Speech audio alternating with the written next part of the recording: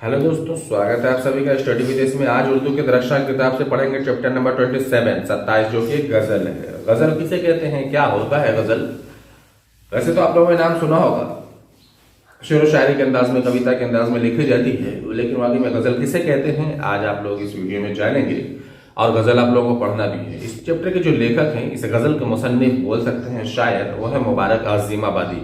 यहाँ पर एक चीज आप लोग ध्यान दीजिए कि इसका जो नेक्स्ट चैप्टर है, चैप्टर नंबर 28, वो भी एक गजल ही है। और मजे की बात यह है कि उसको भी मुबारक आज़िमाबादी ने ही लिखा है, यानी कि 10th क्लास में मुबारक आज़िमाबादी का 2 गजल पढ़ना है। पहला गजल है 20 नंबर 27 जो कि अभी आप लोग देख रहे हैं, और दूसरा नेक्स्ट चैप्टर 28 जो कि आप लोग देखेंगे। तो पहले आते हैं इस चैप्टर नंबर 27 पे। गजल के बारे में लोग जानेंगे ही, हर चीज एक्सप्लेन करूंगा आप लोगों को, लेकिन ये जो गजल है ये ज्यादा लंबा गजल नहीं है, छोटा सा गजल है।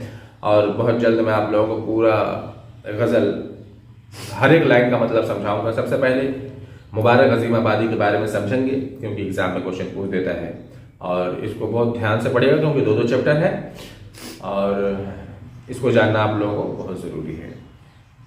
तो मुबारक आज़िमाबादी की पैदाइश जो हुई थी 21 अप्रैल 1869 ताजपुर जिला दरभंगा में हुआ था।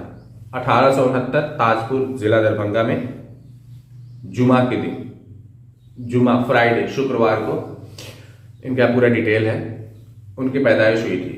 और समय भी दिया हुआ है, 4 बजे का जो अजान होता है असर का, तो असर के समय में इनकी पैदाइश हुई थी। मुबारक आज़िमाबादी की तालीम की अगर बात करें तो ये मैट्रिक तक शिक्षा हासिल की थी। और इनके जो शेरी मजमुआ है, मुबारक आज़िमाबाद के वालिद का नाम फिदा हुसैन नाम था, वो भी एक शायर ही थे। फिदा हुसैन एक शायर ही थे, उनका पकड़ जो है ताल्लुक बड़े बड़े शायरों से था। यही वजह है कि मुबारक आज़िमाबादी को शायरी विरासत में मिली थी। अब ये बचपन से ही शेर व शायरी करना शुरू कर दिए, ये चीज दिमाग में रखिएगा। मुबारक आज़िमाबादी के शेरी मजमुए, इनके शेर व शायरी की किताब का नाम दिया गया जिसका नाम है जलवे दाग, जो कि 1951 ईस्वी में प्रकाशित हुआ, बहुत फेमस है ये। इन्होंने फारसी की भी 2 किताबें लिखी, एक है मिज़ानुल तब, दूसरा है तबुल कबीर। ये दोनों जो है फारसी किताबें हैं। 1954 ईस्वी में हुकूमत हिंद ने उसके अदबी कारगुजारियों का एतराफ़ करते हुए 100 रुपये माहवार वजीफा मुकर्रर किया।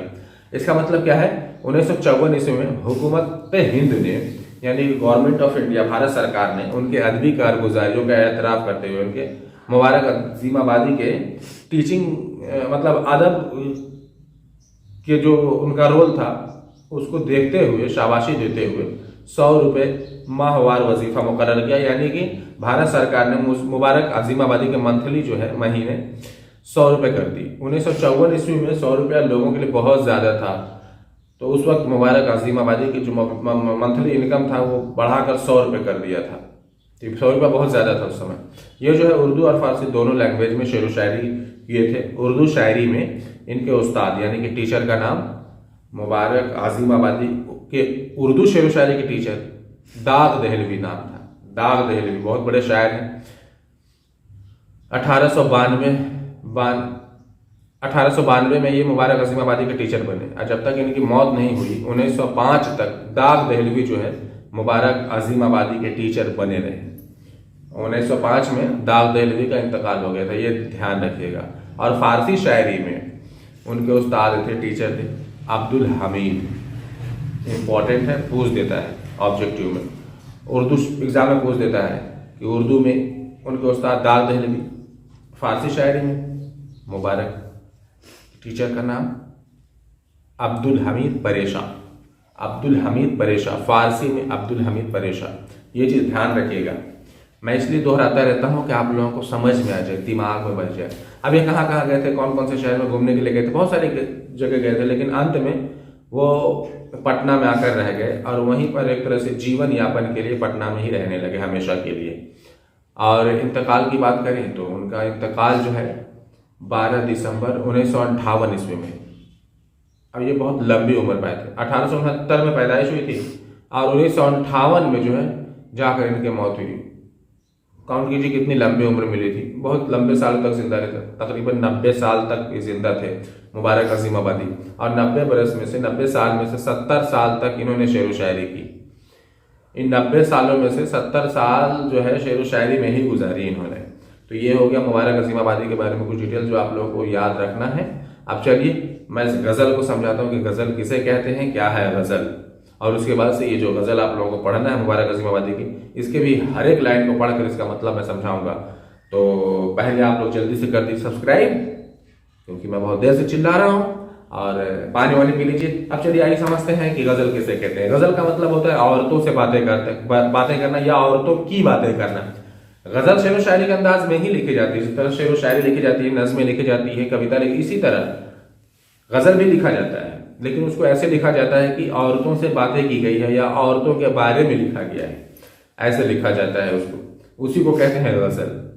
लेकिन ये आज से कई साल पहले माना जाता था। उसका अर्थ तो यही है, औरतों की बातें करना, शाब्दिक अर्थ, लेकिन ये बहुत पहले माना जाता था, कई साल पहले ऐसी मान्यता थी। लेकिन अब गजल का मीनिंग बदल चुका है। गजल में अब ढेर सारे मौजू, टॉपिक, सियासी, तारीखी, इश्किया, सारे मौजू आकर गजल में चिपक चुके हैं। अब गजल का मतलब होता है अपने जज्बातों को जाहिर करना, यानी कि आपके अंदर जो भी जज्बात है, जो भी आप फील कर रहे हैं, उसको शेर व शायरी के अंदाज में लिखकर जाहिर कर दीजिए। अब आपका जज्बात सियासी, इश्किया, तारीखी, किसी भी टॉपिक से रिलेटेड हो सकता है। शेर व शायरी के अंदाज में अपने जज्बातों को किसी भी तरह लिख देंगे तो गजल कहलाएगा? नहीं।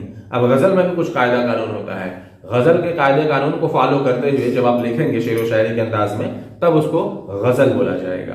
तो कौन कौन से कायदे कानून हैं, कौन सी चीजें होनी चाहिए कि गजल कहलाएगा, चलिए इसको समझते हैं। चलिए उसको समझने से पहले आप लोगों को समझना होगा कि मिसरा और शेर किसे कहते हैं। तो देखिए मैं यहाँ पे आपको बताता हूँ 27 की गजल को देखिए, तो मैं उसका मतलब समझाता हूं और आप समझिएगा कि गजल कहते किसे। इसी को एग्जांपल लेकर मैं आपको समझाने की कोशिश करूंगा कि गजल में क्या क्या चीजें जरूरी होती है और रदीफ, काफिया, शेर किसे कहते हैं। यहाँ पर सबसे पहले समझ लीजिए, उसके बाद मैं मतलब समझाता हूँ। तो समझिए पहले यहाँ पर इस गजल का पहला लाइन देखिए, साते गुजरी जो गफलत में समझ ले खो गई, फिर के आने की नहीं नाता घड़ियां जो गई। तो यहाँ पर जो पहला लाइन है, यहाँ पर ज्यादा गौर कीजिए। पहले लाइन को दो भागों में बांट दिया गया है, दो सेंटेंस में बांट दिया गया है। पहला जो जुमला है, पहला जो सेंटेंस, वो मेरे राइट हैंड, और दूसरा जुमला सेंटेंस वो मेरे लेफ्ट हैंड, बाएं हाथ की तरफ देखिएगा। तो जो पहले लाइन को दो भागों में बांटा गया है, इसी को कहते हैं मिसरा। तो ये होता है आपका पहला मिसरा जो कि मेरे दाएं हाथ की तरफ है, और ये हो गया आपका दूसरा मिसरा जो कि मेरे बाएं हाथ की तरफ है। ठीक है, तो एक लाइन में दो मिसरा है। उसी तरह दूसरी लाइन में भी दो मिसरा है, एक ये एक ये। इसी तरह हर लाइन में जो है दो मिसरा होता है। तो पहले मिसरे को देखिए, आप दूसरे मिसरे को देखिए।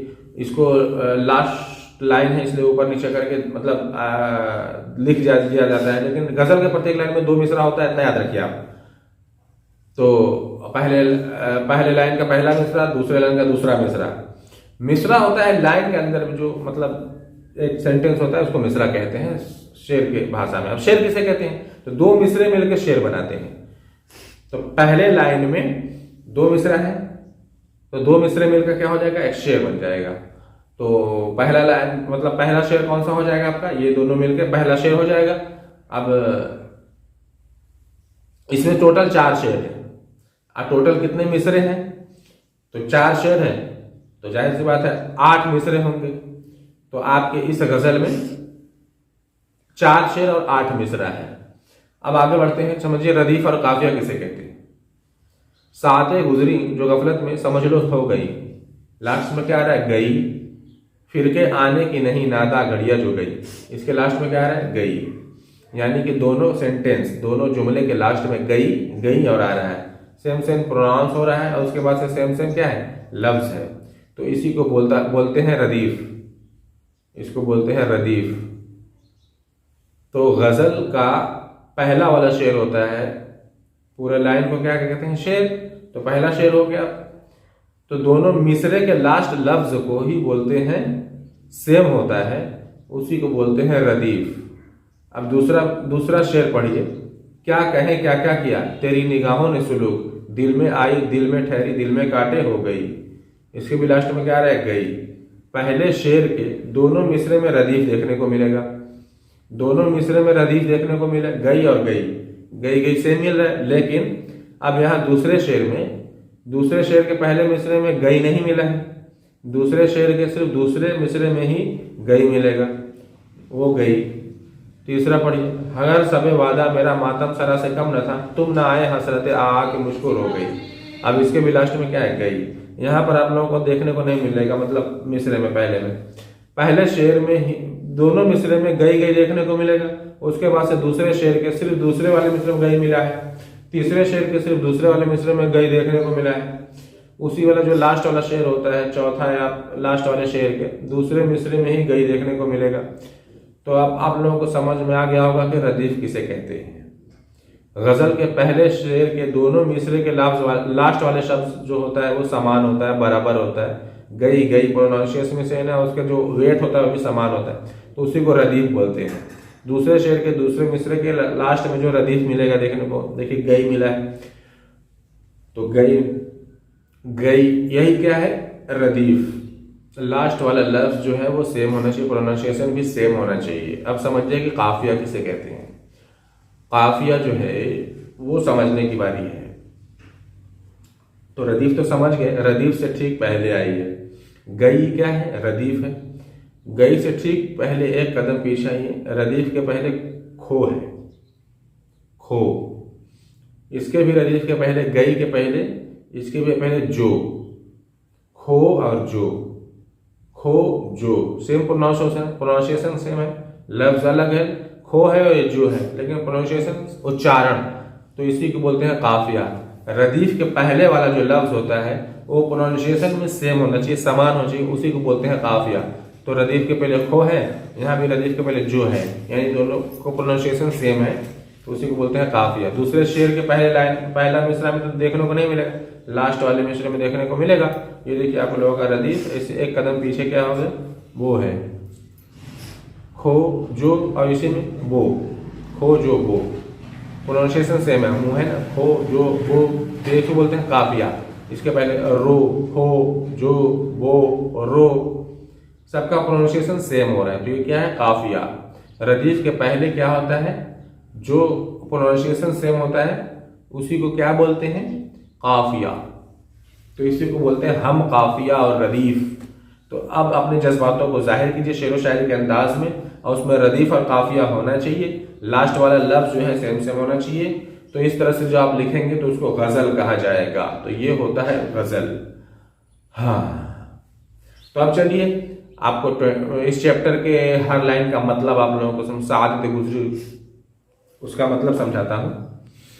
देखिए, सात यानी कि वक्त, समय, जो वक्त गुजर गई है, जो समय चला गया है, बीत गया है, चाहे वो जानबूझकर बिताए हो या अनजाने में जो समय चला गया हो, वो समझ लीजिए वो खो गया समय, वो समय बीत गया, अब गुजर गया, वापस नहीं आएगा। फिर क्या आने की नहीं, नादा घड़िया जो गई, यानी कि अब आप चाहते हैं जो समय बीत गया वापस समय आ जाए, तो ऐसा कभी नहीं होगा। जो समय बीत गया सो बीत गया, अब दोबारा वो आने वाला नहीं है। क्या कहें, क्या क्या किया तेरी निगाहों ने सुलूक, दिल में आई दिल में ठहरी, दिल में काटे बो गई। तो यहाँ पर इसका मतलब ये हुआ कि क्या मुबारक नसीम अहमदी बोले, क्या कहें, जो समय बीत गया वो तो आ नहीं सकता, लेकिन क्या कहें, क्या क्या क्या किया तेरी निगाहों ने मेरी सुलूक, तेरे चेहरे मेरे दिल पे छप गई, दिल में तेरे दिल जो है, तेरे चेहरे हैं मेरी, तेरी यादें मेरे दिल में आई, दिल में ठहरी और दिल में कांटे बो गई, बो कर चली गई। मगर किसी औरत को बोल रहे हैं अपनी कि हर सबे वादा मेरा मातम जरा से कम न था, तुम ना आए हसरते आ के मुझको रो गई।